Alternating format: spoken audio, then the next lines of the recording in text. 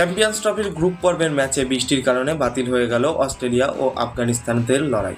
ফলে দুই দলই এখন 1 পয়েন্ট করে পেল। তবে 4 পয়েন্ট নিয়ে সেমিফাইনালে জায়গা করে নিল স্টিভেন স্মিথের অস্ট্রেলিয়া।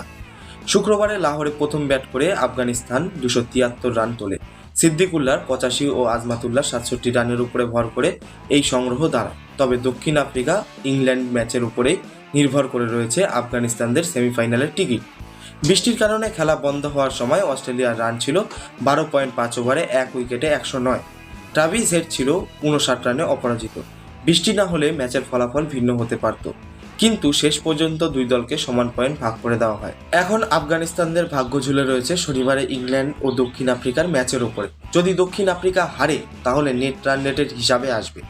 আফগানিস্তানকে শেষ 4-এ উঠতে হলে দক্ষিণ আফ্রিকাকে বড় ব্যবধানে হারানো প্রয়োজন। এমন পরিস্থিতিতে চ্যাম্পিয়ন্স ট্রফির সেমিফাইনালে দৌড় জমে উঠেছে।